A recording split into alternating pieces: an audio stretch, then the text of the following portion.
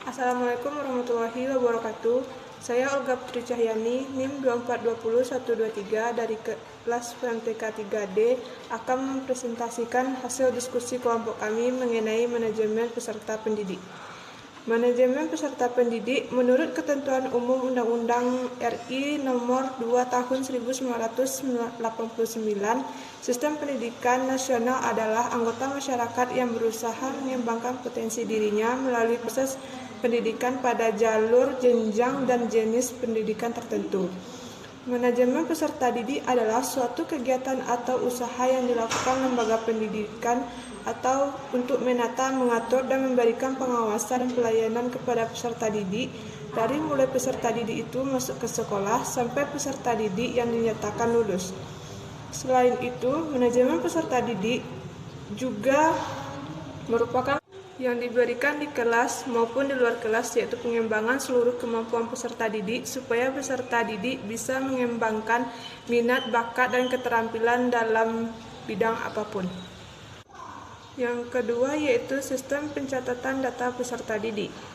Buku induk peserta didik berisi tentang catatan tentang peserta didik yang masuk sekolah.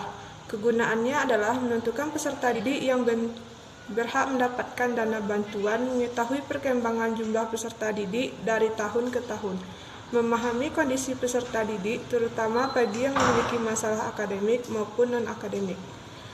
Buku Klopper, buku yang digunakan untuk menuliskan data peserta didik terkait nama mereka secara alfabet berurutan sesuai alfabet atau abjad dari A sampai Z, untuk memudahkan dalam pencarian data peserta didik yang dibutuhkan. Daftar presentasi untuk memeriksa kehadiran peserta didik pada kegiatan sekolah sangat diperlukan karena digunakan untuk mengetahui, mengontrol frekuensi kehadiran peserta didik. Data peserta didik yang dibutuhkan. Daftar presentasi untuk memeriksa kehadiran peserta didik pada kegiatan sekolah sangat diperlukan karena digunakan untuk mengetahui, mengontrol frekuensi kehadiran peserta didik. Keadaan jasmani dan kesehatan. Data psikologi, sikap, minat, dan cita-cita, dan juga kegiatan di luar sekolah. Selanjutnya akan disampaikan oleh teman saya. Materi selanjutnya adalah tentang konsep penerimaan peserta didik baru. Adapun konsep penerimaan peserta didik baru adalah 1. Kebijakan penerimaan peserta didik baru, yang merupakan kebijakan operasional penerimaan peserta didik baru, memuat aturan mengenai jumlah peserta didik yang dapat diterima di suatu sekolah. Penentuan jumlah peserta didik didasarkan atas kenyataan yang ada di sekolah atau faktor kondisionalnya.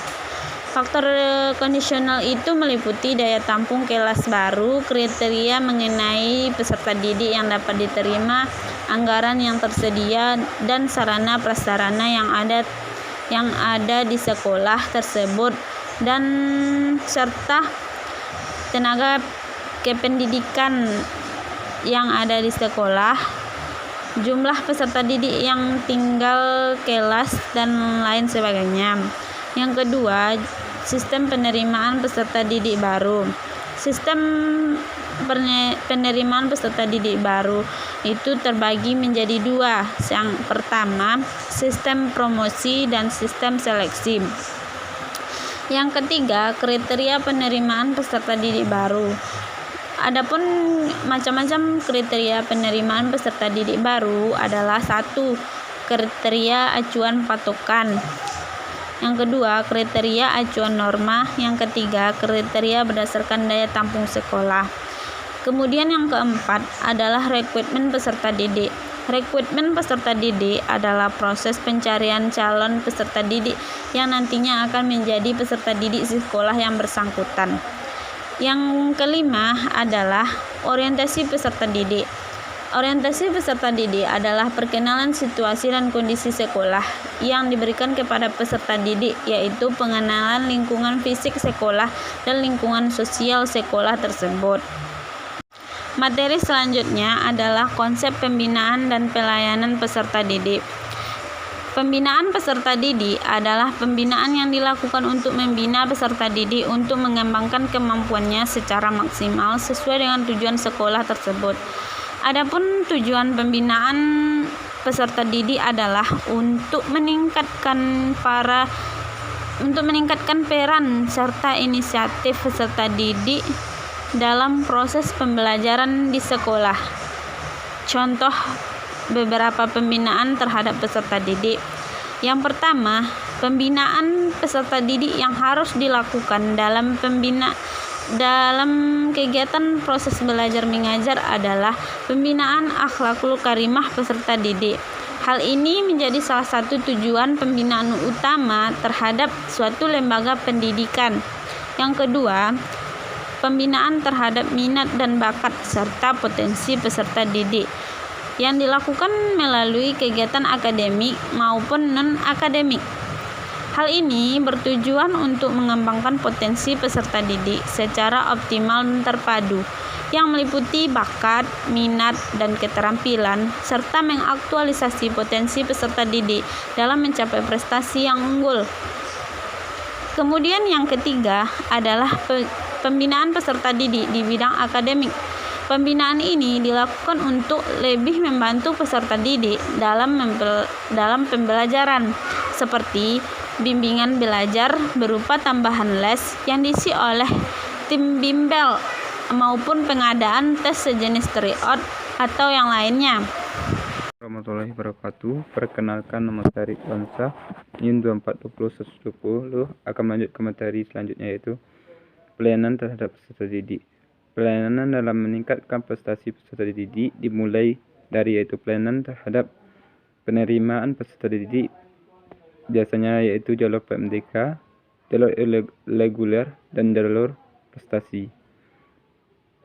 Yang kedua yaitu pelayanan bimbingan belajar, pelayanan di bidang bimbingan dan karir, dan pelayanan terhadap program SKS dan lain-lain. Konsep mutasi dan promosi peserta didik. Mutasi peserta didik adalah proses perpindahan peserta didik dari suatu sekolah ke sekolah lainnya, atau perpindahan peserta didik yang berada di dalam sekolah. Menurut Barudin, ada dua jenis mutasi peserta didik, yaitu mutasi intern yang berarti pindahan peserta didik dalam sekolah tersebut. Yang kedua yaitu mutasi ekstern, perpindahan dari suatu peserta didik dari suatu sekolah ke sekolah lainnya. Yang kedua yaitu promosi peserta didik. Promosi peserta didik adalah usaha untuk mengkoordinasikan media-media informasi dan persuasi untuk memperkenalkan sekolah kepada peserta didik, yang biasanya dimuat dalam bentuk brosur, website, dan lain-lainnya. Dan proses ini biasanya dimuat menarik, kreatif, dan mudah dipahami oleh peserta didik baru. Sekian hasil presentasi dari kelompok 7. Assalamualaikum warahmatullahi wabarakatuh.